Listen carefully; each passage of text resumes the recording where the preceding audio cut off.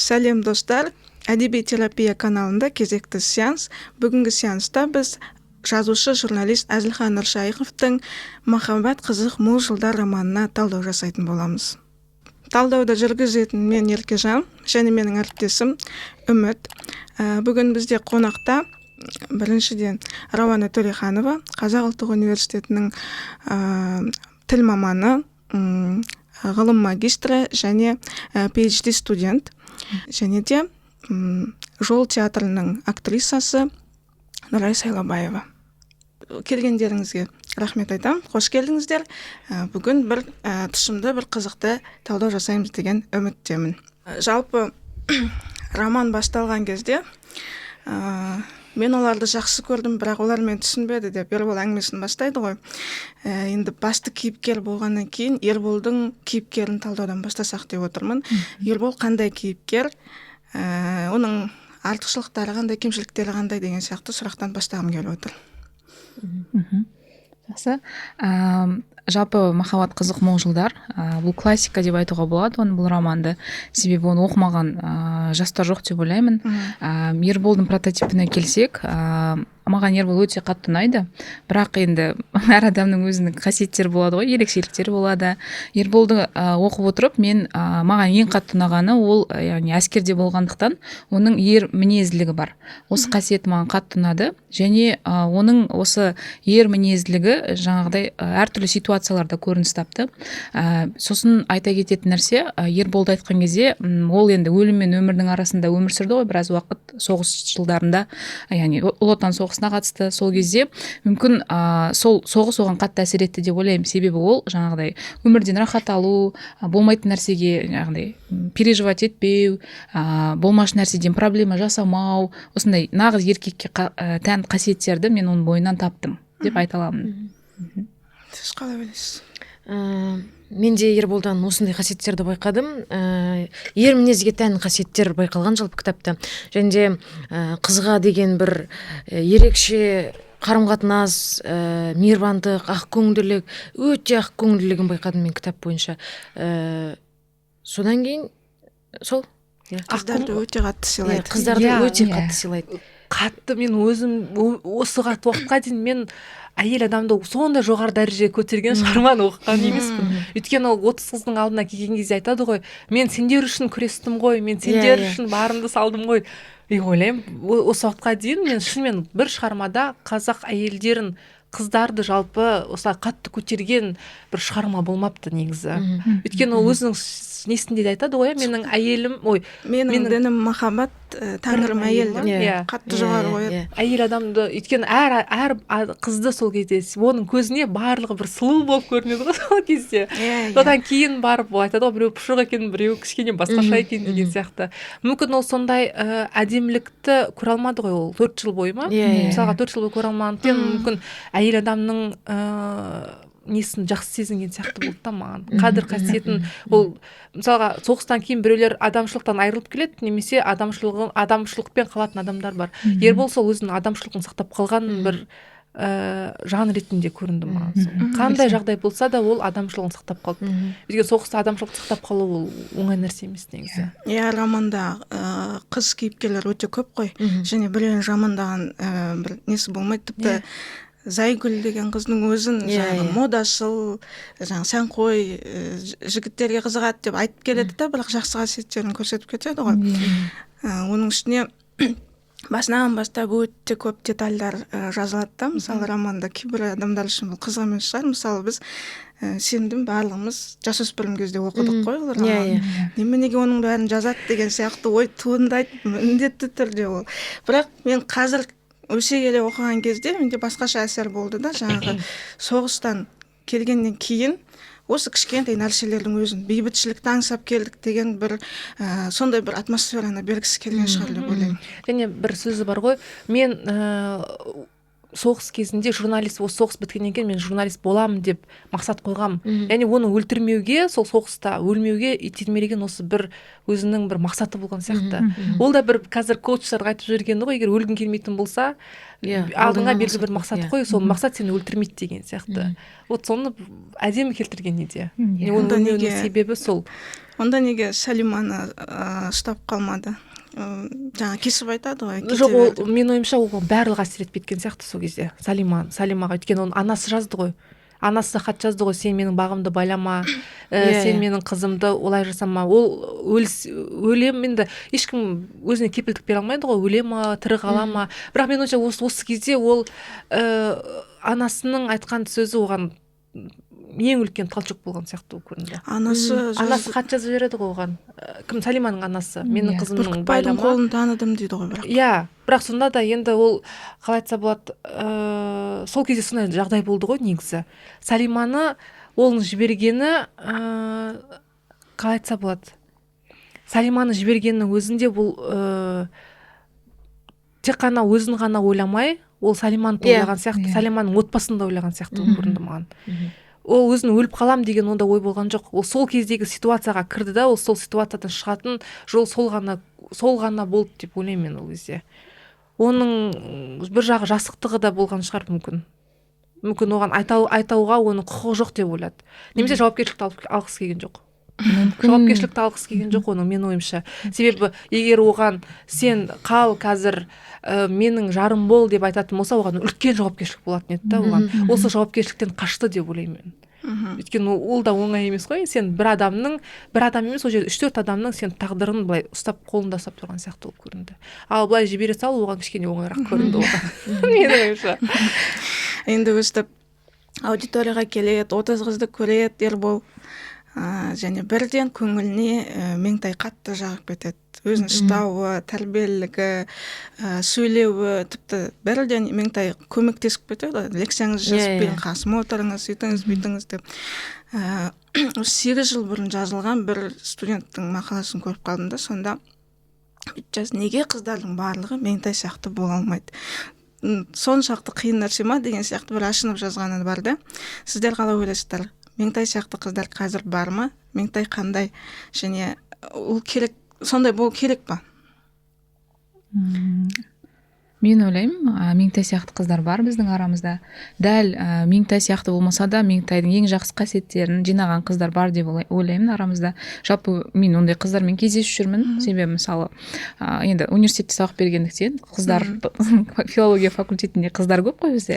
Неше түрлі қыздар келеді, бірақ мен ойлаймын, біз мысалы бір топта мысалы 45 студент болса, оның бір 40 қыз, ол қыздардың барлығы өте тамаша, жақсы қыздар. Және бұл жерде Ерболдың Меңтай ғашық болуының басты себебі, мен ойлаймын, бұл Меңтайдың бойындағы бұл мындай бір балалық қасиет ең бірінші, және екінші Меңтайдың бойында жанашырлық көп болды да. Яғни соғыстан келген азамат үшін жаңағыдай бір жылулық, мейірімділік танытқан адам оған бір анасы сияқты көрінді оның көзіне. Және сол себепті мүмкін ол да бір себеп болды деп ойлаймын Меңтайға ғашық болуының оның. Бірақ Меңтайдың ішіндегі бір қасиет, ол шынымен де Ерболдың мазақ еткен жоқ, жаңағы басқа қыздар сияқты оған күлген жоқ, жасына қарай, оны түсіне алды да, яғни басынан жанашырлық танытты оған. Енді бұл жерде махаббаттың бір белгісі ғой, енді жан ашу деген нәрсе. Сол нәрсе оны былай айтсам цеплять етті деп ойлаймын мен. Сіз қалай ойлайсыз? Жалпы осындай қыздар қазіргі заманда бар ма деп жатсыз ғой. Енді біз өнер ордасында жүргеннен кейін бізде бұндай Меңтай сияқты қыздар бар деп айта алмаймын мен. Ащы шындық, бұл бізде жұлқынып қалған мынандай қыздар, кәдімгідей мінезі, кәдімгідей басым. Ал бұл жерде зайкүлдей қыздар ғой бізде. Сондай қыздар көп бізде. Бірақ Меңтай сияқты, білмеймін, идеал жоқ бізде ондай. Біздің қазіргі заманның қыздарында 21-демін ғой мен, енді қазір біздің қасымдағы қатарластарым ондай деп айта алмаймын. Жалпы Меңтайдың сол жанашырлығын, мейірімділігін ұнатқан сияқты Ербол. Солай көрінеді. Мен ойымша екеуі де махаббатты іздеп келді ол жерде. Өйткені Меңтайдың өзі де жесір деп Құдай сақтасын, жетім қыз ғой. Өйткені оның ағасы да қайтыс болды, ол да махаббатқа шөлдеп тұрды. Ана Ерболды көрген кезде ағасын көрген сияқты болды ма? Ербол да оны көрген кезде өзінің қарындасын көрген сияқты болды. Екеуінде сондай бір екеуі де махаббат іздеп жүрген адамдар ретінде бір-біріне содан тартылыс болған сияқты болып көрінді маған. Екеуінде іздегені бір болғандықтан, түп санасында сондай бір болғандықтан мүмкін екеуі бірге қосылған шығар деп ойлаймын. Осы жерде осыны бір көргеннен ғашық болу деп айта аламыз ба? Иә деп айта аламын. Иә. бірақ жазушы өзі кейін айтады, бір көрген ғашық болу деген жоқ нәрсе деп. Бірінші адаммен араласып, байланысып, өзін тану керек деп. Жоқ, бірден ғашық болмайды сырттай бір ұнату болған шығар, ұнатқан шығар, ол жай бір симпатия деген сияқты. Әдемі қыз екен деп та қоя салды. Одан кейін кішкене екеуі бірге отырғаннан кейін оның қолын көреді, оның былай түрін келбетін көргеннен кейін барып ода кішкене сезім ояна бастайды. Өйткені оны бірінші келген кезде барлық қызды бірдей көре бастайды ғой. Одан кейін ғана барып анализ жасай бастайды. Жаңа түсірілімнің алдында Меңтайдың дәптері туралы айттық қой, апамның ойлары 26 нақыл сөз бар екен да ішінде. Қазіргі кезбен бітіп параллель жасап айтып көрсек, жаңа қызға қысқа киюге болмайды, қатты күлуге болмайды, сөйтуге болмайды. Тыйым сөздер өте көп кездеседі да, ол бір қызға қырық үйден тыйым дегенге ұқсас келеді. Сол туралы ойларыңыз қандай? Жалпы мен махаббат қызық молжылдарды бар ғой, 13-14 жасымда оқыдым бірінші. Сол кезде маған қатты ұнайтын бұл жаңағы сол кеңестер, мен бұл кеңестерді жазып алып блокнотқа ше, мен бұны болашақта ұстанатын боламын деп кәдімгі идеализация жасадым, мен кәдімгі романтизациялап кәдімгі кітапты ғашық болдым. Кейін өсе келе қайттан оқыдым. Оқығаннан кейін жаңағы сол ұнамаған жері романның апамның кеңестері, қыздарға кеңес дейтін. Қызға бүйтпеу керек, қызға бүйтпеу керек, қызға бүйтпеу керек, қызға қатты күлмеу керек, бүйтпеу керек дейтін көп жаңағы нелер қойып тастаған рамкаға қыздарды бүйтіп жауып тастаған кәдімгідей. Қыздар сондай болу керек қазіргі заманда. Бірақ қазіргі заманмен салыстыратын болсақ, білмеймін, бұл ұнамайды маған ондай ше, қыздарды бүйтіп кәдімгідей сондай болу керек қыздар деп. Бірақ жаңағы кеңестерге қарасаң, ол кеңестер адами құндылықтарға жатады былай қарасаң. Ол нәрсе тек қыздарға ғана айтылу керек нәрсе емес деп ойлаймын мен. Жалпы негізі роман тек қана махаббат туралы емес қой, расымен үлкен патриотизм де бар, адамгершілік қасиеттер, адамгершілік құндылықтар өте қатты дәріптеген әрбір кейіпкер арқылы, мысалы үшін бір Ерболдың өзімен қанша нәрсе айтады, оның адами құндылығы тым жоғары екенін көрсетеді да. Жаңағы жолдастар қауіп кеткенше снарядты өзі алып шұңқырға тастайды, немесе жаңағы танамен 3 күн жатса да оның абыройын төкпеу үшін өзін тас қылып ұстап отырады. Болмаса жаңағы Меңтайға сезімін білдіруге жүрексінгеннің өзі, ол мені ағай деп айтады. Мен ағасындай көріп тұр, мен қарындасыма қалай сезім айтамын деп ұзақ толғанады. Сөйтіп бір жылдан кейін 46-шы жылы сезімін білдіреді. Сол кезде жаңағы мен де сізді жақсы көремін, бірақ деген кезде іштей бір не болды деп қатты толғанып кетеді ғой. Сол ұзақ ойланған жігерсіздігі деп айтамыз ғой, сол қалай болды? Жасықтығы ғой негізі. Жасықтығы деп, жігерсіздік емес, мүмкін жасықтық шығар ода. Кішкене яңдық па, оған сондай бір кішкене қалай айтса қорқыныш болған шығар мүмкін оның сол көзқарасында. Бірақ қазіргі заманда ерболдарға мен айтар едім, олай бір жыл жүруге болмайды. Өйткені қызды сен бір жыл оның ойлап кішкене анализ жасап жүргенше басқа жігіттер қағып алып кете салады болды. Өйткені қазір ешкім олай қызға ұзақ қарап тұрсаң тұрмысқа шыққан көруге болады. Сосын мына сөзі бар ғой Меңтайдың, ағатайау бұл қыздың я дегені, жоқ дегені емес, я дегені ғой. Болмайды деген. Маған мен білмеймін енді қалай оны. Қазіргі заманға ол кішкене келіңкіремейді. Өйткені қазіргі жігіттер соны минарына қабылдап алғанда, жоқ дедім ма, мен бұны қазір мен оны добиваться етем деп ойлайды да, сосын қыздың артынан бір не қыла береді, жүгіре береді деп айтпай ақ қояйын енді, бірақ кішкене қоймайды. Бұл қазір абьюзерлік қарым-қатынас деп айтады да, ол болмайды. Өйткені ол қыздың жеке шекарасына кіру деген сияқты. Бірақ енді Меңтайдың маған сол несі кішкене мен еткен жоқ қой. Добиваться ету деген ол жерде жоқ қой. Жоқ, мен қазіргі заманмен кішкене салыстырып жатқаным ғой. Сол кезде кішкене олай қабылдауға болмайды деп айтқаным ғой. Қазір жігіттер де сөйтіп ойлайды да, қызды мен қалай да қолыма түсіруім керек деп айтады да, неше түрлі өте көп жаман айлаларға да барады. Яғни қыздың жоқ дедің ма, демек бұл я дегені мен оған жетуім керек деген сияқты бір өзінше бір аңшылық қасиеттер оянып кетеді. Ондай. эмоционалды качеляны жақсы көретін адамдар ғой негізі. Мүмкін, Ол мені иә. қусын, мен оны қуып жетемін деген бірақ Ербол мен Меңтайдың арасында ондай бір качеля болған жоқ қой. Екеуінің ойы бір жерден шығады. Жаңағы Одиссейді талдаған кезде әдебиетке деген көзқарастары қандай, бір-бірінің блокноттарын оқиды. Солай танып жүрді, бір-бірі түсініп тұр ғой, бір-бірін жақсы көретін. Бірақ ешқайсы қадам жасамайды да. Сонда Меңтай айтады, менің беріп қойған уәдем бар деп. Сол кезде ғана Меңтай айтады, сол кезде ғана сізді жақсы көретінімді түсіндім деп. Сол уәдесі оны іште ұстап тұрды да. Яғни Меңтайдың да Ербол сияқты тым құндылықтарды тым жоғары қоятын байқауға болады. Енді біздің сүйікті кейіпкеріміз Тұмажанға келдік. Жаңағы беріп қойған уәдем бар дейді. Сөйтіп Ербол өзі театрға Тұмажанды ертіп алып барады. Айтатын ойларыңыз бар ма? Жоқ, мен бұл жерде айтқым келген, вот қазақтың қыздарының сондай аңқау екеніне мен шын қынжылды, шынын айтсам. Егер кім кішкене өмірге бейім қылып тәрбиелегенде Меңтайды, мүмкін мұндай нәрсеге ұрылмас еді деп ойлаймын мен. Ол айтады, мен қалай барып қалғанымды өзім білмей қалдым деп айтады. Яғни жігіттер сондай қыздарды жақсы манипуляцияға ұстай алады да. Оны мысалға, оны қалай тексеріп жатпай, былай өзін бүйтіп шимақтап қолмен жасайды да. Соған сене салды да ол. Меңтай аңқаулығы деп ойламаймын мен. Меңтайды жетім деп айттық қой, әкесінен бірге толмай айырылды. Ағасы 17 жасында кетіп қалды, шешесінен бірден айырылды деген сияқты. Ол өзі өсуіне тура келді. Ол ешқандай арқа сүйерім жоқ, қорғаным жоқ. Мына кісі сөйтіп айтты, ағам жіберіп тұр оны маған деп қатты сеніп қалды. Оның ішкі интуициясы, негізі әйел адамға ішкі интуицияны өте Алла тағала берген ғой бізге.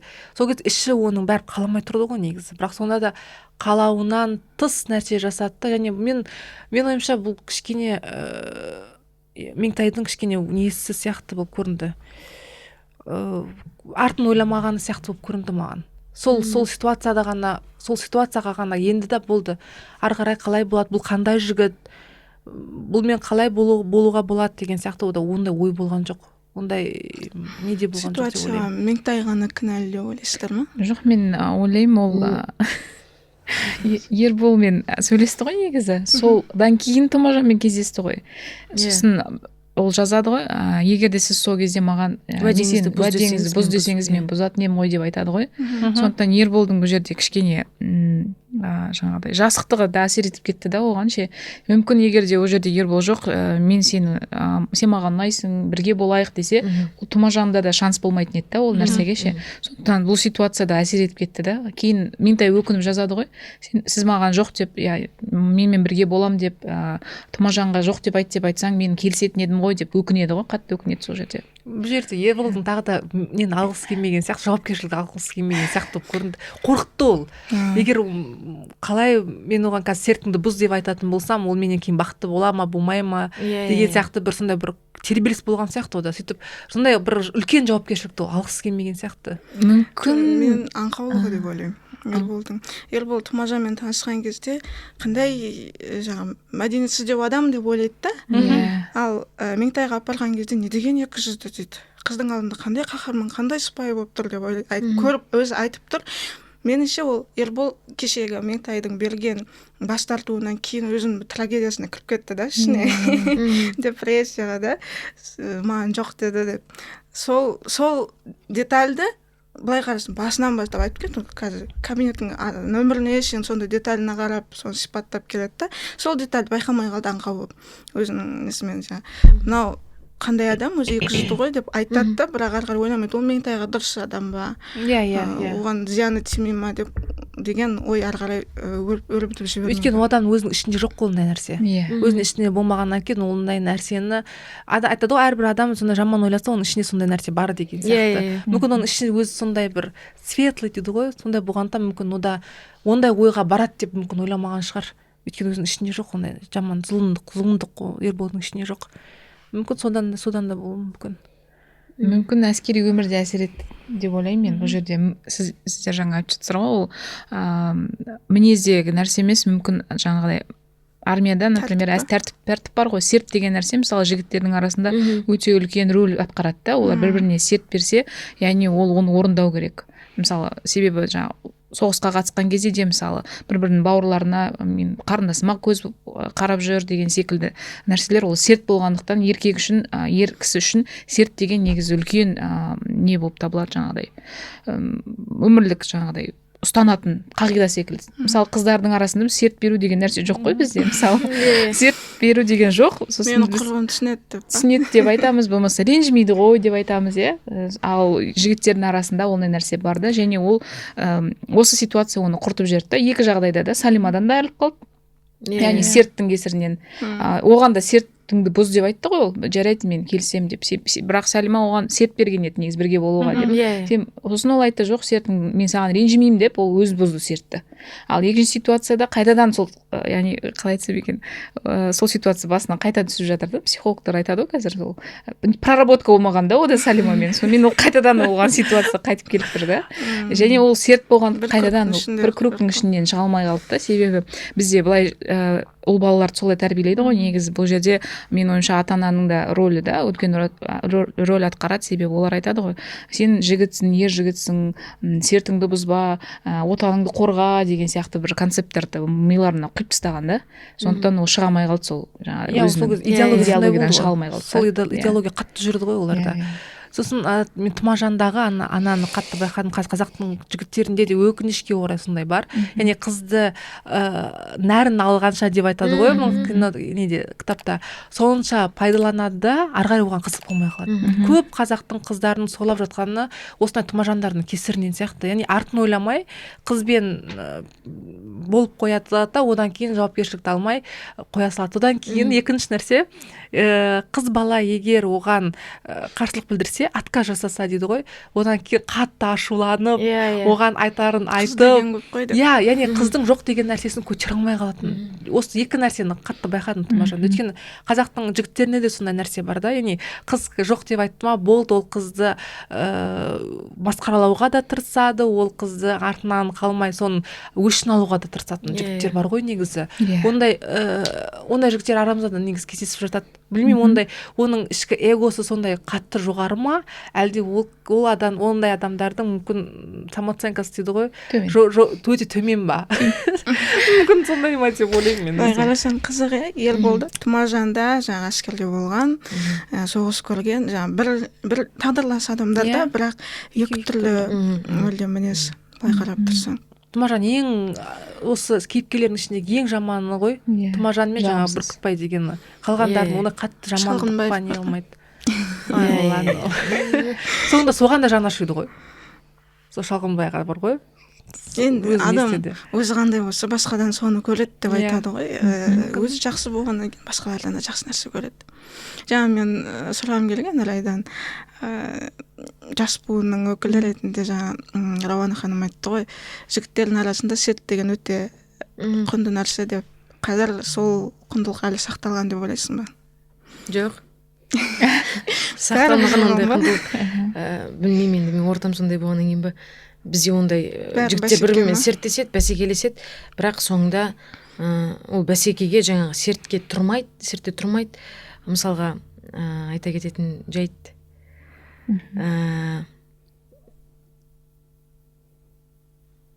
ондай мысалдар көп негізі айта беретін болсам, бірақ сертте тұрмайтын жігіттер өте көп қазір. Уәдені бұзатын, уәдесінде тұрмайтын жігіттер көп бізде. Ербол сияқтылар өте аз деп айтуға болады. Ербол сияқтылар өте аз. Егер де мысалға Меңтай сияқты біреу келіп біздегі бір жігітке айтатын болса, уәдеңді бұз десеңіз мен бұза кетейін, айтыңызшы, бірге боламыз деп айтыңызшы десе, жігіт тұрады да, онда біз бірге болайық деп айтады. Ал оларға уәденің құны ештеңе емес та, біздікілер үшін. Ал бұл жерде Ербол жоқ, онда уәдеңде тұр, уәдеңді бұзба деді да. Сол жаңағы уәдеге беріктігі, сол заманның жаңағы уәде это святое деген нәрсе бар ғой. Құдайдың сөзі. Құдайдың сөзі. Сол бұзбағаны көрініп тұр деп айта аламын. Ербол сияқтылар, Рауана, сіздің ойыңызша бар ма бізде? Немене? Ербол сияқты жігіттер бар ма? Сіздің менің ортамда көп емес, бірақ бар деп ойлаймын. Менде бар ондай бір танысым. оған ұқсаттым мен кеше енді қайтадан қарап кітапты қайтадан оқып шықтым ғой енді себебі бір жаңағыдай еске түсіру керек болды да барлық детальдарды. Сол кезде маған сол Ерболдың прототипі менің бір жақын досымды елестетті көз алдыма. Өте қатты ұқсастықты көрдім мен сол жерде. Оның бойында да осындай ата-ана, отан, жаңағыдай қыз баласын өте жақсы сыйлайды, осы қасиеттер бар, және мен оны көре алдым. Бірақ көп емес, тек қана осы досымнан көргем. Басқа жігіттерден нәрсені байқамадым әлі. Енді Тұмажанның бірісін тағы бір ерекше айтқым келіп тұр да. Автор мүмкін Тұмажан арқылы нәпсіқұмарлық тақырыбын қозғағысы келген шығар деп үлкен бірнеше беттік философиясын айтады ғой сол туралы. Тіпті сол жерде жаңа қыздардың табиғилығына да тілін тиек етіп кетеді да, жаңағы қыздар жігіттерге ұнау үшін бояу жағады деген тақырыпты көтереді. Оның ішін неге түсінбейсіңдер деп, мен жігіттерде де шыдамсыздығын деймін ба, қалай айтамын, нәпсіқұмарлық дегенде мысалы қалай айтса болады, қазір ол өте көп сияқты қазір, иә. Кішкентай бір темекі шегудің өзі де негізі нәпсіқұмарлыққа жатады ғой, яғни телесный кайф деп айтады ғой, кальян шегу, арақ, шарап, даңғырлаған музыка клубтарға бару, соның барлығын қазіргі күнмен параллель жасайтын болсақ, өте бір қалай айтсам, бір кейінгі ұрпаққа бір зардабы тема деген сияқты қорқынышты ойлар туады. Жоқ, мысалы ол кезде біз осындай сияқты нелер болмады ғой негізі. Ол бізді осындай кездегі қызық сияқты оларды болмады ғой. Олар көбінесе сол қыздарды пайдаланды деп ойлаймын мен. Яғни қазіргі сияқты бізде қалай айтса болады, қызылды жасылды нәрселер болған жоқ қой жерде. Кино болған жоқ, бізде YouTube сияқты бірдеңе болған жоқ. Өзін ойын кішкене алдақыратын өз жерде де қана кітап оқу болды, кітап оқымайтындар не істейді, қыздарға барады деген сияқты. Мен ойымша сондай да болған шығар. Ондай жаман пиғылды адамдарға мен соны неғып жатқаным. Өйткені олар кітап оқымайды, олар мәдениеттен ада. Олар солай қызды бір қызық үшін деп айтады ғой Тұмажан. Яғни қызық үшін, қыз не үшін керек, қызық үшін деп қана ойлайтын адам. Ал Ербол керісінше қыз деген бұл қыз, әйел деген бұл махаббаттың тұтқасы, әйел деген бұл Құдаймен теңгі қылып жүреді ғой негізі Ербол. Екеуінің бұл жердегі екі түрлі адамды солай көрсеткен ұнатты маған. Екі түрлі адамның кездескені сонда не үшін оны кездестірді? Ербол арқылы ондай нәрсе болмаңдар деген сияқты бір месседж дейді ғой, сондай сияқты жіберіп тұрған сияқты болып көрінді маған. Ал маған осы кітапта Бүркітбайға үйленем деп Салима келіседі ғой. Сол кезде Әзілхан Нұршайықов сипаттайды ғой, қазір ауылда өте көп проблема болып жатыр. Мына жерде менің бір көршім өзі 30 жыл отасқан әйелмен жаңағыдай ажырасып жас қызды алып жатыр деп ше. Енді соғыс уақыты ғой, сол кезде мен ойымша жаңағыдай мен кейде айтам, репрессиямен соғысқа бізде ең күшті, ең жақсы жігіттер барған, қалғандардың барлығы уже сапасыздар қалып кетті деп ше. Сондықтан да мүмкін қазір қазақ қоғамында жақсы мықты жігіттер аз. Себебі яғни өте жаңа жүректі жігіттердің бәрі соғысқа қатысты, репрессияда да интеллигенция қырылды. Сондықтан қалған жігіттер қалған Бүркітбай сияқты шалдар ғой, енді қалған ауылда қалғандар, олардың барлығы мүмкін жаңағыдай ана қыздарды қорғайтын ешкім жоқ қой. Енді олардың әкелері, ағалары жоқ болғандықтан ана қыздар оларға бір не болып көрінді да, жаңағыдай жұмақ сияқты көрінді да. Енді қайсысын мен болсам да өзім білем, қайсысын пайдалансам да өз жаңағыдай құқығым деген секілді. Иә. Жаңағыдай сосын олар үлкен қызметтерде енді жігіттер отырып жаңағы председатель болды, иә, Бүркітбай, және қол астындағы әйелдерге деген отношениесін көрсетеді ғой, сипаттайды ғой колхоз. Иә, қатын деп сөйледі. Яғни ол жаңағы Бүркітбай сияқтылар қалып кетті да ауылда. Сондықтан жаңағыдай осындай зорлық зомбылық жаңағыдай әйелдердің жаңағы дәрежесінің төмендеуі көбейіп кетті да сол уақытта. Сондықтан қыздар оларға бір ойыншық болып кетті. себебі бүркітбай сияқтылар қалып кетті ол кезде ше. Ал жаңағыдай соғысқа кеткен жігіттердің ішінде мықтылар болды, бірақ олар бәрібір қорғай алмайды ғой енді, өздерінің қарындастарын себебі алыста болып қалды ғой ауылдан. Вот сол ситуация әсер етті деп ойлаймын мен. Жаңа нәпсі мәселесі ғой енді, бұл деген көбейіп кеткеніне осы, себебі қорғайтын адам болмай қалды да. Мүмкін мысалы Меңтаймен де ол нәрсе болмайтын еді, егер де оның ағасы оның қасында болса деген секілді да. Мысалы Бүркітбайға Салима да шықпас еді, егер де Ербол оның қасында болса. Сондықтан бәрі өте бір тарихшыл кісінің де айтқаны бар, қазақта не үшін солай майдаланып кетті деп айтады ғой, себебі репрессияға ұшыраған кезде ең мықтыларымыз қалып, сатқындар мен алай былай қашып жүргендердің ұрпақтары біз қалып кеттік деп айтады да. Сол үшін ұры-қарылардың ұрпақтары қалып кетті. Сол үшін біз ең мықты деген адамдардан біз айырылып қалдық. Сол үшін де олдай тағы да бір интеллигенттер шығу үшін бізге әлі уақыт керек. Өйткені қанша өте қиын ғой, негізі біз ол кісілердің травмасы бізде де бар. Бізде қорқыныштылық, біздегі қазір жасықтық деген нәрсе бұл ата бабамыздан келе жатқан. Себебі мен қазір психологтар айтады ғой, радиологияларын зерттеңдер деп. Мен қазір зерттесем, менің ең үлкен атам неден қашып келген, Ақтаудан қашып келген. Қашып біз сол неге Өзбекстанға кетеміз деген, бірақ сол Жетісайда қалып кетті да мысалға. Бұл да үлкен травма ғой. Ол ата бабаларым, менің ата әжелерімнен ол міндетті түрде ол неден қалып кететін нәрсе да, геннен қалып кетеді. Сол үшін де ойлаймын, қазір біздің өзімізді таба алмауымыз, көп нәрсеге жүгіре беретініміз де сол кішкене қорқыныштан сияқты болып көрінеді. Яғни бұл травма, сол кездегі травма әлі біздің ұрпақтарымызда да болатын нәрсе да. Әлі де сондай нәрсе, өте қорқынышты нәрсені бастан кешірдік қой біз. Сол кездегі ойлаңыздаршы, әйел адамның тағдыры қандай қиын болды.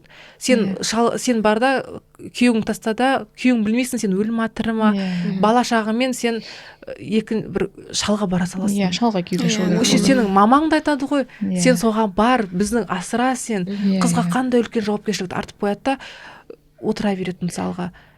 Кімді Бүркітбайды ұрады ғой, екі жағынан салып қалады ғой. Сол кезде де Ербол тіпті ештеңе істей алмайды. Өйткені ол да өзінің басын ойлайды, себебі егер қазір мен оны ұратын болсам, ертең мені неғып жібереді деп, ертең мені құдаларға жау жібереді деген сияқты. Спорт деп ойлаймын мен. Жоқ, соны айтып жатқаным да, ол кезде әйелдердің тағдыры өте қиын жағдай болды да. Ол әйелдің тағдыры қиын болды деген сөз, ол сол ұлтқа өте қиын болды деген сөз. Өйткені әйел адам бақытты болатын болса, ұлт бақытты болады. Әйел адам бақытты болатын болса, сол жерде отбасы бақытты болады ғой. Сол кездегі менің сол қоғамның бақытсыздығын айтқым келіп тұр да. Өйткені әйел адамды қорғайтын ол кезде адамдар өте аз болды. Бұл жерде бақытсыздықтан бұрын ұлтты аман алып қалу деген идея көбірек болған сияқты.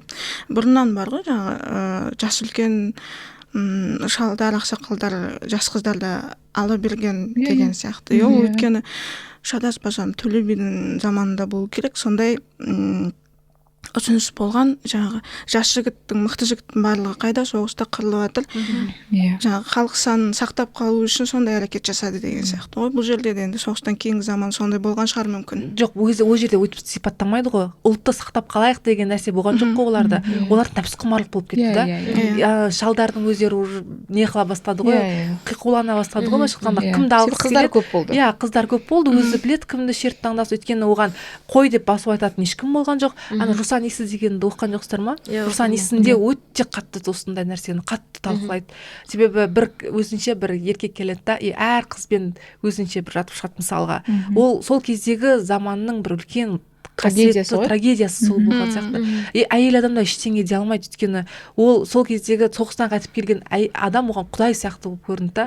Оған отказ беру бұл Алланың алдындағы, отаныңның алдындағы бір өте бір не болған сияқты болып көрінді маған.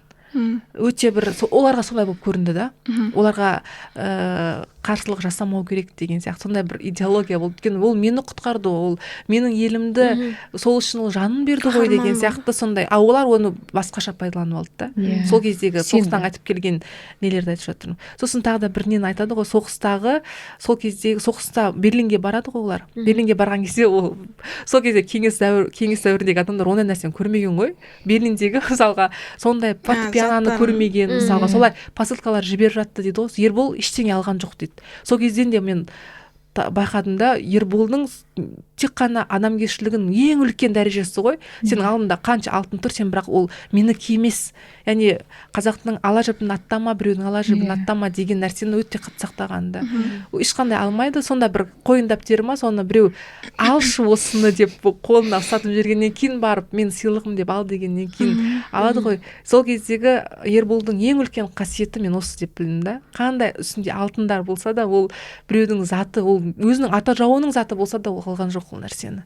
Ол кезде өте қатты қиын болды ғой. Сол кезде кеңес дәуіріндегі мен бір документальный фильм көргем. Аны кімдер тіпті біреу кетіп бара жатады неден, велосипедмен кетіп бара жатады, неміс әйелі. Сөйтіп алады да, анау кеңес дәуірінде кеңестік армиядағы солдат алады да соның велосипедін алып кетеді ғой. Сондай да нелер болғанда, сол кездегі бір жабайылық деп айтам, әлде соғыс сондай адамшылықтан айырып жіберді ма мүмкін адамдарды. Өте қиын кезде, тіпті біз оған бір ғасырда уақыт өткен жоқ қой. Әлі де ол нәрсе біздің, әлі де көп халық осы травмадан әлі де шығу жолында деп ойлаймын мен.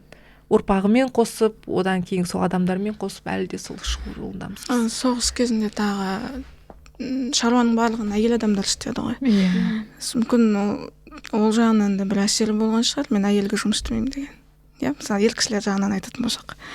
Жаңа Тұмажанда әңгімесінен байқап қаласың ғой, бір бай жесір әйелге үйленіп алады ғой. Қазіргі нелер сияқты, альфонстар сияқты. Ол барлық прототип әлі де актуалды ғой. Өте актуалды, иә. Ғасыр өткенмен бәрі адамдардың кішкене пиғылдары бәрі өзгермейтін сияқты. Өзгермейді. Содан Зайкүлге тоқталайықшы деп айтамын. Зайкүлді негізі мен басында оқыған кезде жақтырмаған, мен қандай қыз өзі мынау деп бар ғой. Бірақ маған ұнады Зайкүл. Негізі ұнайды маған сонда.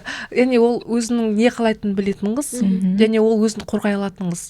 Қазақтарда ондай қыздар негізі кемде кем деп айтса болады. Сол кездегі, сол үшін де оны бір жазушының өзі де бір жаман қылып көрсетпеді. Бәрібір де бір, мүмкін Ерболдың көзқарасы бойынша шығар. Бірақ Зайкүлдер сіздің ортаңызда көп сияқты, Нұрай. Өте көп, өте көп. Мүмкін енді ол кезде сондай қыздар бізге керек болды ма деп ойлаймын. Кішкене өз-өзін ұстай алатын. Мүмкін Зайкүлдегі бар мінез меңтайдай болса, мүмкін ондай үлкен трагедияға мүмкін жолықпас еді деп те ойлаймын негізі. Зайкүл туралы ойларыңыз қандай? Сіздердің негатив болды ма, әлде кішкене болса да позитив болды ма? Негізі ол күшті қыз ғой. Менде ешқандай негатив болған жоқ Зайкүлге. Менде тек қана бір ой болды. Басында кішкене енді көп сөйлейді, жаңағыдай қалжыңбас, сондай қыз ғой енді. Бірақ маған қатты ұнағаны Зайкүлдің сол жерде Зілхан Нұршайықов көрсетеді ғой. Олар танаға не жинайды ғой, ақша жинайды ғой. Сол кезде Зайкүл өзінің жаңағы жемпірін, по-моему, жемпірін, түлкі жағасы бар, соны береді ғой. Сол іс-әрекет маған қатты ұнады, себебі біз енді бір жағынан ол мүмкін өзінің не қалайтынын біледі, өзін жаңағыдай неге в обиду бермейді, қорғай алады. Ал бұл жерде маған қатты ұнағаны ол сонда да жаңағыдай махаббат сезімін жаңағыдай жоғары биік бағалап тұрды, жаңағы үстіндегі соңғы киімін шешіп берді. Қалай дегенмен бұндай, яғни ондай тірлік жасайтын адам ол жаман адам емес та. Себебі егер де ол жаңағыдай бір түйіп бір жерде отырып ештеңе істемейтін болса, мүмкін ол маған жағымсыз кейіпкерге айналатын беді. Бірақ осы іс-әрекеті оны менің көз алдымда көтеріп жіберді. Өздері аш-жалаңаш отырса да, сол қыздың сондай бір мықтылығына сүйсініп бәрі ақша береді ғой. Зайкүл, сіздің ойыңызша ше, Нұрай, қалай сіздің ойыңызға келіп отыр? Зайкүл сияқты қыздар ұнайды ма сізге? Зайкүл, жағымды кейіпкер, маған спектаклін көрген кезде де Зайкүлді керемет ашқан. Фархат Молдағали махаббат қызық мол-жолдарын қойған, қазір де болады. Ол спектакль аншлаг. 3 рет барғам өзім. Сол жерде де Зайкүлді өте керемет, қалжыңбаз, қалжыңды айтса да бір андай тигізіп айтпайды да, андай ішінде бір жақсы ниет болады деген сияқты. Жақсы кейіпкер ретінде әрбір спектакльге барған сайын сол Зайкүл үшін барамын мен. Үнемі Зайкүл үшін, білмеймін. Өмірді жеңіл қабылдайтын ғой. Жеңіл қабылдайды өте. Өзінің ішкісінде бір арамдық жоқ та, айта салады, бетіне айта салады, не істей салады, қалай айтса болады, мазақтаса да зілі жоқ та оның. Сосын Жолдасбек бар ғой қасында, Жомартбек, ол да сондай. Бұл жерде мен жағымсыз Ерболдың айналасындағы жағымсыз адамды көрген жоқпын мен. Мүмкін өз сондай болғаннан кейін өзі жақсылықты ғана көргеннен кейін мүмкін сондай болған шығар деп ойлаймын мен. Сізге ше Еркежан Зайкүл ұнады ма? Иә, әрине кеше жаңағы қайта оқып отқан кезде мен айтамын, ең ақылы бар осы қыз екен ғой деп ойлап қаласың да. Дұрыс айтады, иә, мүмкін кей сәттерінде тамаша айтып жібереді, иә. Ойынан бұрын, тілінен бұрын ойы көп сөйлеп кетеді деген сияқты. Ал былай негізі дұрыс нәрсе айтатында, жаңағы кейін Тұмажанмен кездескеннен кейін бірінші Зайкүлді көреді, жаңағы бүкіл жаңалықты сол Зайкүлден біледі, сол кезде Зайкүл айтады, сен Меңтайға ғана қарап қалдың ғой, басқа қыздар да бар еді ғой деп. Негізі менің ойымша ол өзінің бір ойын білдіргісі келді. Бірақ ол да түсініп тұрды да, сезім әлі басылмаған Ерболдың. Содан кейін бірақ қазіргі замандағы бір образға келетін қыз сияқты да, карьеристка ғой ол еще. Жаңағы бірақ енді бір әрекеті бар, емтихан кезіндегі бір орынсыздау болып қалған әрекеті. Ол ситуациядан шығатын жолды білетін адам ғой ол негізі. Әр адамның болын біледі да, сол нәрсеге қарай басады да, өзін қалай айтса болады, ол бір мақсатты біледі да, сол мақсаттан шығу жолын ғана қарастырады, болды. Ары қарай ода ұят болады ау, бұдан кейін менің іс-әрекетім қандай болады, ұят басқа жұрттар не ойлайды деген сияқты рамкалар ода жоқ. Мен ойымша осындай қызды көрсеткісі келгенінде жазушының осы Зайкүлді қосқанның өзінде де бір гәп бар сияқты мен ойымша. Өйткені тек қана Меңтай, Майра сияқты қыздар қосатып беретін болса, бұл кітаптың реңкі болмайтын еді да. Шынайы емес болып қалады. Бәрі бір идеалды синдром отличницы бар қыздар сияқты болып көрінді, ал Зайкүлді кіргізіп бұл кітапқа бір басқаша бір реңк берген сияқты болды. Зайкүлдікін жақсы оқыдым мен. Бір қызық қой оның сөздерінің барлығы. Сосын бір өте анайда кішкене не істейді, анайда әңгімелер айтады, бірақ негізі Зайкүлдің несі маған өте қатты ұнады. Бәрінен ұнағаны маған Зайкүл болды негізі. Зайкүлдің кейіпкері болды. Енді дәл осы Зайкүл Меңтайдың қайда екенін айтады. Сөйтіп алып ұшып сол Майраның ауылына барып, сезімін қайта білдіреді. Сол кезде Меңтайдың әлі күнге дейін өз денесінен жиіркеніш тартуы әлі бар екенін байқаймыз да. Өкінішке орай ондай нәрселер, өкінішке орай бүгінгі күні өте көп, жаңалықтарда өте көп естиміз, иә. Бірақ сонда да Ербол сол қалпында, сен алғаш қалай көрдім, тура сол қалпында қабылдаймын дейді. Қыздар, сіздер қандай сезімде болдыңыздар осы сәтті оқыған кезде? Мен жылағым келді. Мен жылап алдым да ол жерінде. Кітапты оқыған кезде жылап алдым кәдімгідей. Ерболдың сондай бір адалдығына, қазіргі жігіттерде адалдық жоқ, мен жігіттерден көңілім қалған, просто сол үшін жамандай берейінші жігіттерді. Сондай бір адалдығына, Меңтайды қазіргі жігіттер андай ғой, жоқ деді ма, кете салады, ұмыта салады, ұмыту оларға қиын да. Ал Ербол ұмытпай, есінде сақтап, қаншама жылдар бойы қайтып келіп, сені алғаш қалай көрдім, тура солай жақсы көрем деп сезім білдіріп, соңында алды ғой. Мен сонысына қаттындай жүрегім елжіреп, көзіме жас толып, неге қазір ондай емес деген бір көңілім түсіп қалды сәл солай. Өкініш. Өкініш болып қалды сәл. Бірақ Ерболдың бұл қылығы маған қатты ұнады қыз ретінде. Сізге? Маған да қатты ұнады. Мен де кеше түнде оқып отырып кішкене көңілім түсіп кетті. Бірақ Ерболдың сол өзінің махаббатына беріктігі, яғни соңына дейін барғаны маған қатты әсер етті. Ондай жігіттер шынымен де аз, келісемін Нұраймен. Себебі біздің қоғамда қазір енді өте қиын мәселелер болып жатыр, оны біз де байқап жатырмыз, жақындарымыздың арасында, достарымыздың арасында, үйленіп, кейін 1-2 айдан кейін ажырасып кетіп, жаңағыдай мен сені енді жақсы көрмей қалдым дейтін жігіттер өте көбейіп кетті. Шыны керек, бұл шындық. Ал Ерболдың енді ол заман үшін жасаған іс-әрекеті ерлік болып көрінеді мен үшін. Яғни ол заманда осындай бір іс-әрекет жасағаны, яғни ол енді бәріміз білеміз ғой, қыздың абыройы деген нәрсеге барлығы мән береді. Қазір қоғамда да жалпы біз айтамыз, біз қазақтар өзгерді, 21 ғасыр, европалық көзқарас деп айтқанымен, дәбір түбінде қай бір жігіттен сұрасаңыз да, олар осы сұрақты оларды мазалайды. Олар білгісі келеді. және осы сұрақты тіпті ұялмай қоятындар да бар арамызда. Сондықтан Ерболдың жаңағыдай бұл менің ойымша оның бұл іс-әрекеті ол Меңтайдың шындықты айтқаны үшін де осы қадамға барды деп ойлаймын. Себебі біз білеміз, біздің қоғамда мысалы өтірік айтатын қыздар да көп қой. Ол Меңтайдың шын ашық өзімен болған мәселені ашып айтқанына, және Меңтай одан көмек сұраған жоқ. Сен маған үйленесің ба деп оған жалынған жоқ. Жай ғана айтты, менде осындай проблема болды деп жай ғана бөлісті. Тыңдағаныңызға рахмет деді. Ал одан бір жалынып, мені тұрмысқа саған шығайын деп едім, мені ал деген әңгіме болған жоқ та. Сондықтан ол осы қасиетін қатты бағалады Меңтайдың деп ойлаймын. Және де ол одан кейін Тұмажаннан кейін тағы бір жігіт оған ғашық болды деп жазады ғой. Басын жарған, жаңағыдай терезеден тас лақтырып бір жас жігіт, ақын жігіт. Соған да Меңтай жоқ деп жауап берді ғой. Себебі ол мәселеде мүмкін Ербол оны білді, және де ол жаңағыдай Меңтайдың одан кейін бәрібір өзін биік жоғары санағанын енді абыройынан айырылғанымен болмайтын бір жай жігітке тұрмысқа шықпай бәрібір өзін биік бағалаған, ол да бағалады да соңында.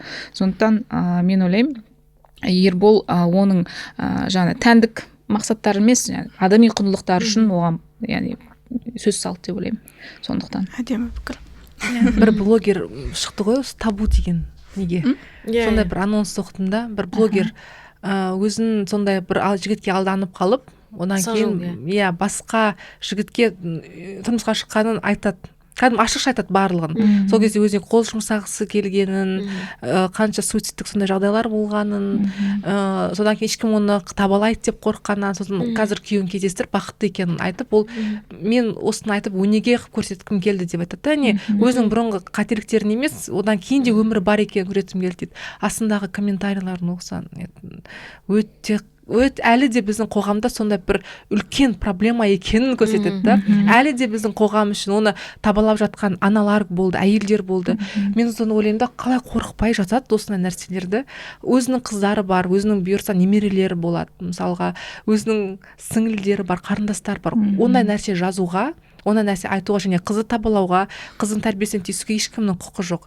Ол қыз қандай жағдайда болды? Ол қыз өзінің еркімен барды ма? Оны мүмкін манипуляцияға алып кетті ма? Оны сен де ертең қыздарың сондай жағдайға душар болмайтынына сен ешқандай кепілдік бере алмайсың да. Сол үшін сондай комментарий жазатындарды және сондай болып оң жақта босанып қалған қыздарды балағаттайтын, оларды жаман деп ойлайтын адамдарға айтарым, олай айтудан, жазудан аулақ болыңыздар. Себебі сіздердің айтқан сөздеріңіз, сіздердің жазғандарыңыздың өзі сіздің ұрпақтарыңызға тиіп кетуі мүмкін да. Ол нәрсе өте қиын нәрсе ғой. Ол қыз баланың солай, біз үнемі қыз баланы, неге ол кездер еркекті біз кінәламаймыз, неге еркекті табаламаймыз да? Жоқ, біз әйел адамды, сен әйел адам сондай бір жаман болды. Неге ол кезде ер адамда мысалға некесіз жатты ғой? Неге ол ер адам өзінің денесінен жеркенбейді? Неге әйел адам жеркену керек деп айтамын да. Екеуі бірдей қылмыс жасады ғой, былай қарасаң, Алланың алдында екеуі бірдей қылмыс жасады да. Бірақ әйел, біздің миымызға құйғаны да сол болған сияқты. Яғни әйел адам сондай болды. Неге еркек адамға айтпайды? Байқайсыздар ма? Әйел адамға, ер адамға айтады, қызбен жүру дұрыс, қызбен жүрген деген былай не қылу керек деген сияқты бір нелерді айтады да. Ер адамның кішкентай баланың қызбен жүрген мақтаныш етеді да, әйел адамға онда нәрсе не қылмайды. Ол үшін ер баласы бар аналар әйел адамды құрметтеуге үйрету керек.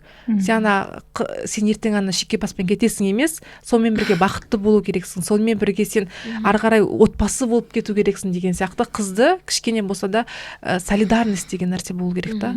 Соны айтқым келген мен. Соны айтқым келген. Осы жағдайдан кейін екеуі қосылады, некелеседі. Әдемі бір кезеңді бір жылды сүреді да. Кенет жаңағы Меңтай бала көтереді, және толғақтан кейін 3 күннен өткеннен кейін балада Меңтайда қайтыс болады.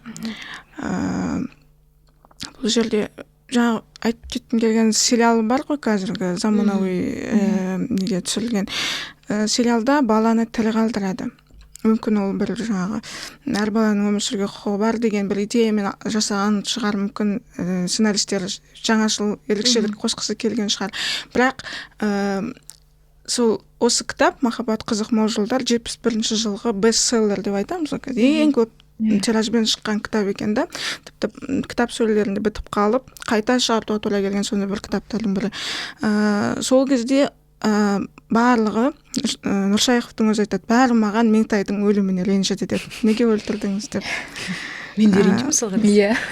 Сонда үлкен бір трагедияны өтіп келіп оны өлтіре салып қой. Жоқ, енді өзі жауап берген оған, яғни мен заман мен тананы қостым ғой, енді Меңтай мен Ерболды да қоссам тәтті болып кетеді ғой бәрі деп.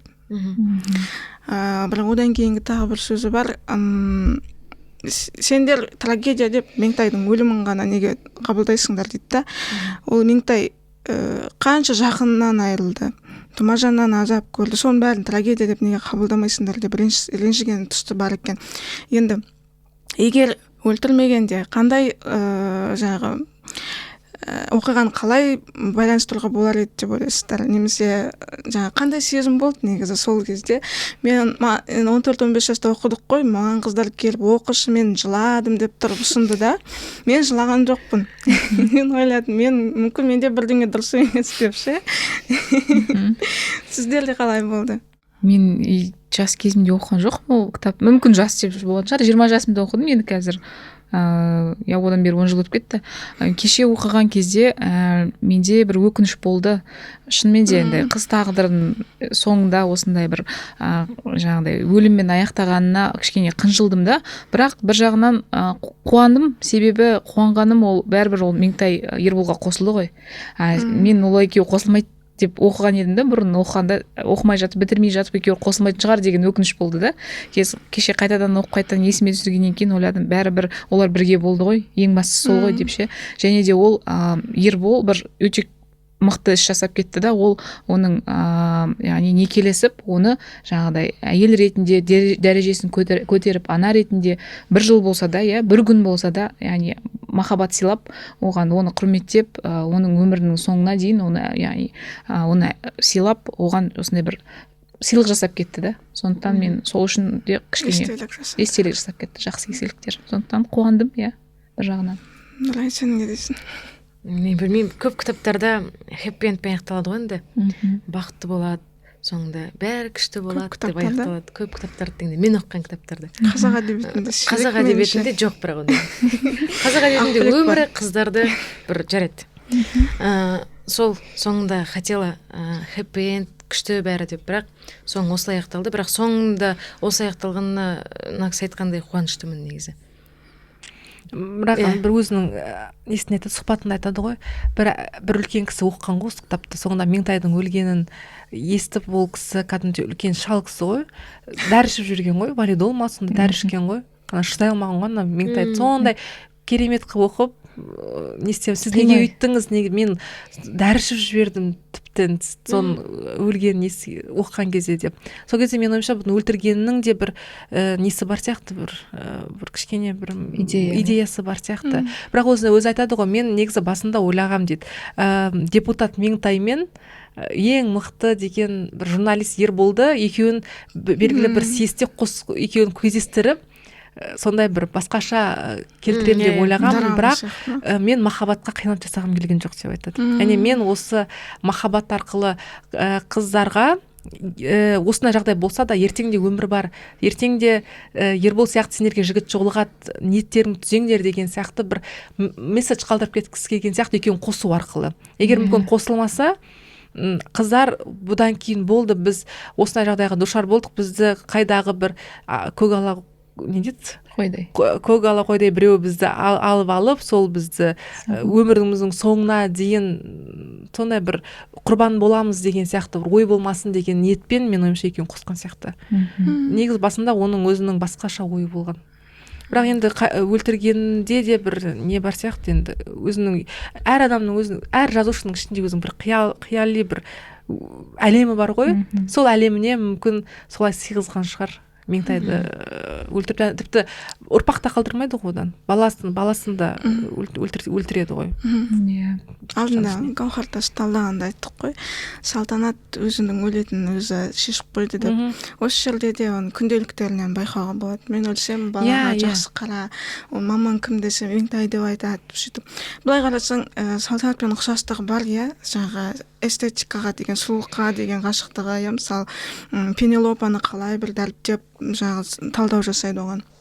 Бірақ сонда да ол іштей бәрібір сезініп та, мен ойлаймын, қаншама 20 жастағы қыз ғой, қаншама нәрсені көрді да, ол ары қарай көтере алмайтын сияқты болып көрінген сияқты.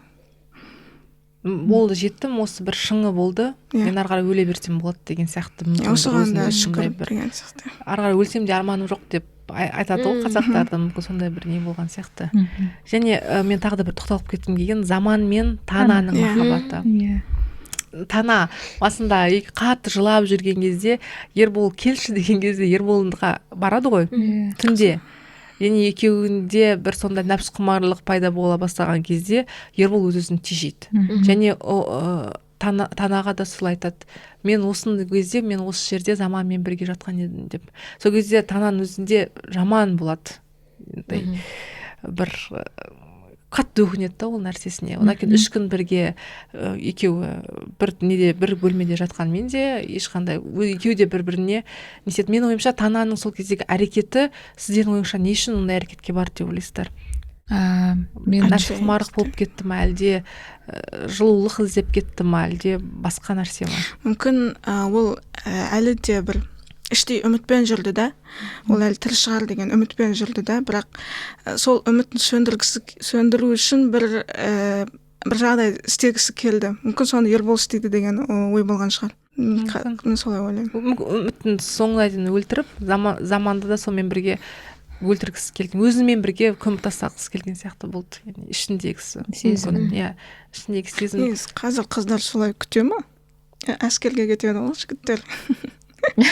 өлді деген қара қағаз келеді. Бірақ соның өзіне Ербол айтады ғой, біреуді кейбір кезде өлді деген хабар береді да, бірақ жасырын сондай мемлекеттің несі үшін, операциялар үшін оны өлді деген деп жібереді, бірақ ол өлмеген. Немесе тұтқынға түсіп кетсе, ол болды, өлді деген не береді.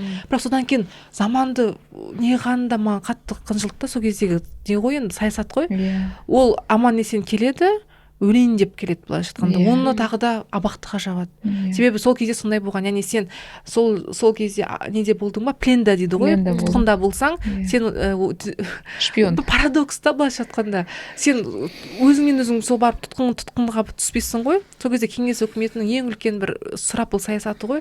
Одан кейін сен аман есен соғыс бітеді, сен аман есен үйіңе келген кезде сен тағы да абақтыға қамайды. Сен сондай бір жанкештілікпен өте қиын жағдайдан келесің да, өзіңнің отаныңа мен міне келдім ау деп келген кезде сенің отаның да сені қорғай алмайды. Сенің отаның өзі сені абақтыға жауып жібереді. Өте бір қиын жағдай болды негізі. Үлкен трагедия меніңше заман мен Тананың несінде де болған сияқты. Темір тордың ар жағына барса да соған барған Тананы айтсаңдаршы. Сол кездегі қазақ әйелдерінің өзінің ер адамына деген үлкен бір несі ғой, не деп айтады, үлкен бір адал махаббаты ғой негізі, адалдығы ғой негізі. Ондай қыздар әйелдер бар негізі бізде. Мысалға күйеуі өмір бойы инвалид болып та қасында жүрген әйелдер де бар. Немесе күйеуі 10 жыл 15 жыл түрмеде жатқан, бірақ оны күтіп жүрген әйелдер де бар ғой. Яғни біздің қазақтың әйелдеріне, қазақ қыздарына ер адамымен бірге бол, ер адамыңа адал бол деп үйретеді. Негізі қазақтың өзінің бір үлкен ұстанымы қыздарға деген. Сол мен ойымша Меңтай да мүмкін. Мен ойымша сол Меңтай да, Майра да барлығы сол күтетін еді деп ойлаймын. Күтетін еді. Салима да күтетін еді, егер ондай жағдай болмайтын болса. Бұл жерде тек қана кім ғана айтады ғой, Зайкүл ғана айтады ғой. Құрсын мен ондай болса мен бара алмай өтедім, ол айдаладағы Оралға деп бар ғой. Қалған Майра болсын, Меңтай болсын, Салима болсын, басқа қыздар да сол жердегі 30 қыздың барлығы емес, бір 80% баратын еді деп ойлаймын. Күтетін еді. Мүмкін Зайкүл ғашық болып көрсе, сондай болар ма? Өйткені автор айтады ғой, Меңтайдың ойымен айтады, еркек әлімен күшті, әйел махаббатымен күшті деп. Әйелдің махаббаты ең күшті нәрсе деп айтады. Жаңағы кітаптың соңына қарай Нұршайықовтың махаббат туралы үлкен бір монолог болады ғой, ішінде неше түрлі метафораларды қолдайды, теңеулерді қолданады. Солар ішінде мүмкін келісетін, келіспейтін тұстарыңыз бар ма? Мысалы, маған бір ұнағаны, ол махаббатты теңізге теңейді да.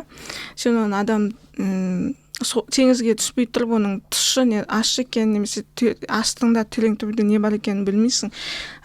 Махаббат құру үшін де бірінші адаммен сөйлесіп, байланысып, тереңірек танып білу керек деп айтады да. Осы метафорасын кез келген қарым-қатынасқа қолдануға болады сияқты. Мысалы, ана мен бала арасындағы, әке мен бала, мүмкін әріптес пен әріптес арасындағы, кез келген жаңа қарым-қатынас үшін пайдаланып көруге болатын сипаттама деп айтады. Иә, махаббат деген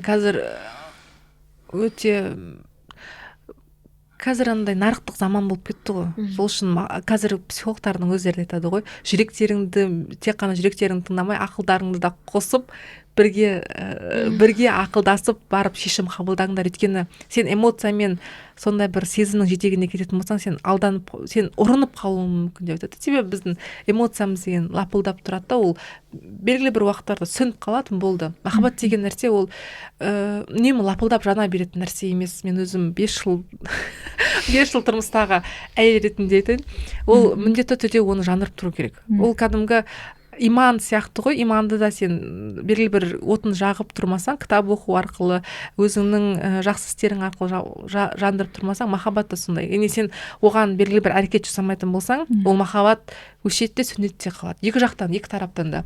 Сол үшін махаббатты бірінші орынға, мен ойымша, махаббатты қою керек. Ақылмен қыздар мысалға өзінің болашақ жарларын таңдағанда жүрекпен таңдау керек. Ақылды мейлінше іске қоспауға мүмкін енді қатты іске қосуға болмайды деп те ойлаймын. Өйткені адам әрбір әйелдің жүрегіне, қыздың жүрегіне 100% Алла тағала интуициясын беріп қояды. Ал ер адамдарға ақыл беріп қояды да.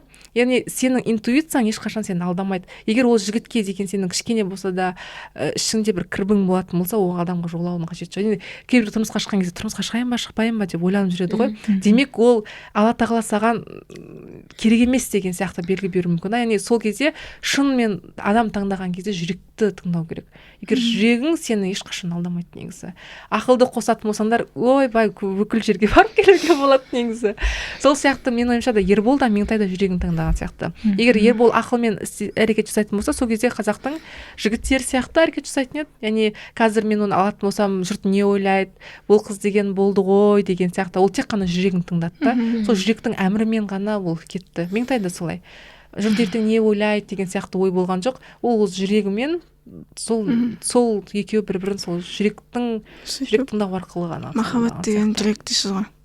Сіздер махаббат деген не деп ойлайсыздар? Маған қазір енді үмітпен келсем, мен қазіргі таңда махаббат бұл жағдаяттардың, обстоятельстволардың құрбаны болып жатыр да бізде. Біздің қазіргі 21 ғасырда, әсіресе қазақ қоғамында махаббатпен құрбан ететіндер өте көп қазір. Әсіресе жаңағы материалистік әлем үшін. Ал бұл заманда Ерболдың махаббатының мықтылығы, менің ойымша, мен жаңа айтып өттім, оның соғысқа баруы да негізгі себеп бұл жерде. Себебі ол өлім мен өмірдің арасында жүргендіктен, ол өмірді өте қатты жақсы көрді. Сондықтан ол үшін, яғни өзінің сезімі өте биік болды, және махаббаты да сондай болды да. Себебі ол күрескер, соғыста күресті, өмірде де күрескер, және өзінің мақсат үшін енді соңына дейін барды да. Және махаббат негізі менің ойымда ол күрес. Менің ойымша бұл екі тұлғаның өздерінің жаңағыдай бақытты болу үшін жасалған күресі. Екеуін сол жаңа от қой, отты сөндіріп алмаудың күресі. Яғни ол күрес әртүрлі болуы мүмкін. Бірінші енді бізде қазір қоғаммен күреседі олар, ата-аналармен күреседі, енелермен күреседі. Енді ол нағыз қазір сондай бір күрес болып жатыр да. Бірақ өкініштісі бұл күресте әйелдер өте көп күреседі, а еркектер онша қатты күреспейді да. Сондықтан болар енді ажырасулар сондықтан көп деп ойлаймын. Себебі ер кісі өзінің жаңағыдай таңдауына сенімді болса, ажырасуда азырақ болатын еді. Жақсы. 21-ші ғасырдың өкілі ретінде махаббат деген не? Қиын сұрақ. Сіз қалай таңдауға кеңес берер едіңіз қыздарға өмірлік жарын?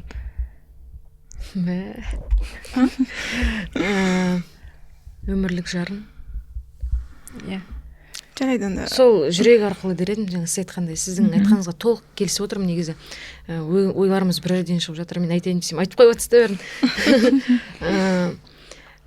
Махаббат ол ештеңеге қарамау, ештеңеге қарамай адамды қалай бар, солай қабылдау дер едім. Түзетпей, махаббат үшін түзелуге болады, мінезді өзгертуге болады.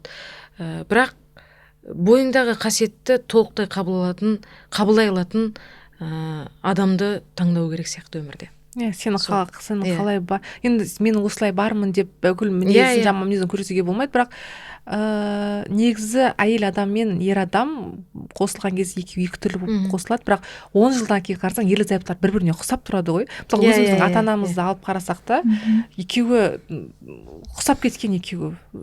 Ерлі зайыптылар бір 5-6 жылдан кейін міндетті түрде бір-біріне ұқсап кетеді. Сол үшін бір-бірін менің анам үнемі айтады, әйел адам мен ер адам бір-бірін тәрбиелейді деп. Яғни тәрбиелеу арқылы, яғни мысалға ер адам кішкене ашушаң болатын болса, әйел адам кішкене сабырлау болатын болса, ер адам міндетті түрде сабырлыққа көшеді. Себебі бір-бірінен жұғады, сынықтың барлығы жұғады деп айтады ғой. Сол үшін де енді отбасын құрып жатқан ерлі зайыптылар болатын болса, алғашқы 3 жылдықта өте қатты шыдауға тура келеді. Себебі қоғам сіздерге қысым жасауы мүмкін, сіз қабылдай алмауыңыз мүмкін, оның отбасын қабылдай алмауыңыз мүмкін, ол сізді қабылдай алмауы мүмкін. Сол үшін 3 жылдан кейін кішкене өзгере бастайды. Сіздің ойыңыз өзгере бастайды, сіз күйеуіңізге деген ар-қатыныңыз кішкене өзгере бастайды. Сол үшін адамды қалай бар солай қабылдауды үйрену керек. Енеңізді болсын, күйеуін болсын, айналадағы адамдар болсын. Өйткені әр айналадағы адамдардың барлығы сенің айнаң деп айтады ғой. Сол үшін балалар да сенің айнаң, қасындағы адамдар да сенің айнаң. Алла тағала жайдан жай ондай адамдарды сенің қасыңа бермейді.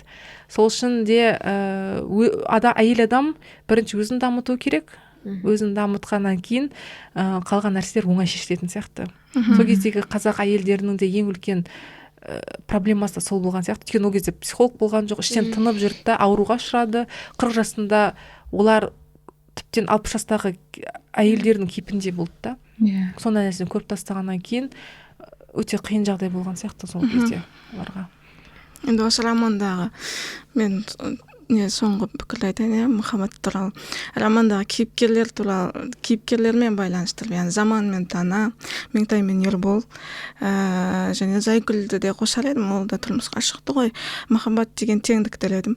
Ол жақта, яғни махаббатта доминант болмайды. Бір-бірімен тең, бір-біріңді қолдау, бір-біріңнің көзқарасыңды сыйлау, сондай гармония болу керек деп есептеймін. Енді романды қорытындылап жіберсек, не үшін осы романды ұсынасыздар оқуға? Енді эпиграфында айтады ғой, Құдай-ау, қайда сол жылдар, махаббат қызық мол жылдар, ақырын шегініп алыстап кетті құрғырлар деп. Сол эпиграфының өзінен сағынышқа, мұңға, бір өкінішке толы бір роман екені түсінікті болады да. Енді сіздер не үшін ұсынар едіңіздер оны оқуға? Қандай бір эмоция алу үшін? Мен жас жігіттерге ұсынатын едім оқуға.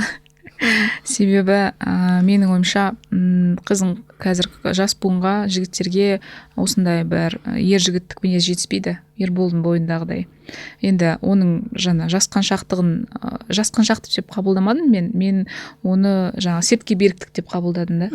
Сондықтан бұл тақырып маған өте қызық болды, себебі мен диссертациялық жұмысыммен кішкене сәйкес келді да. Мен қазір осы ер кісілердің, яғни лингвистикада тілдегі жалпы қоғамдағы ер кісілердің тілдегі көріністерін, яғни тіл қалай сөйлейді соны зерттеп жатырмын да.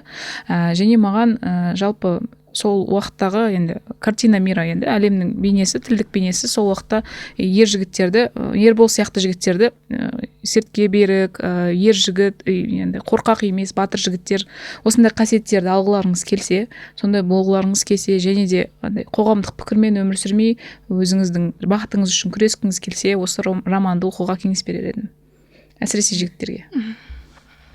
Сіз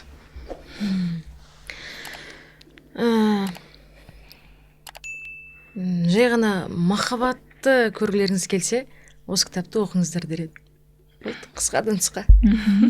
Бұл жерде әрбір детальды қатты мән бергені Ерболдың махаббатын шынайылығын көрсетеді. Шынайы махаббат көрсетеді ғой. Өйткені қызыл көрпенің өзін кеткен кезде, өйткені қызыл көрпе сатады ғой Тананы ақша беру үшін. Сол қызыл көрпенің өзін қимай кетеді ғой. Құдай-ау, сонда бір көрпе ғой мысалға. Соның өзі кеткені ол Ербол үшін жанына қатты батады да. Ондай ер адамдар, ондай махаббат, білмеймін, қазіргі заманда бар ма жоқ па. Бұл шынайы, таза, саф махаббат береді. Егер шынайылықты, сондай махаббатты, сондай көргілеріңіз келсе, сондай сұлулықты, әсемдікті көргілеріңіз келсе, міндетті түрде осы кітапты оқуға мен кеңес берер едім. Рахмет барлықтарыңызға. Қызықты әңгіме болып деп есептеймін. Көрермендерге айтарым, өздеріңіздің пікірлеріңізді, алған әсерлеріңізді комментарийға міндетті түрде жазып кетіңіздер, каналға жазылуды ұмытпаңыздар. Аман болыңыздар, сау болыңыздар. Сау болыңыздар. Сау болыңыздар.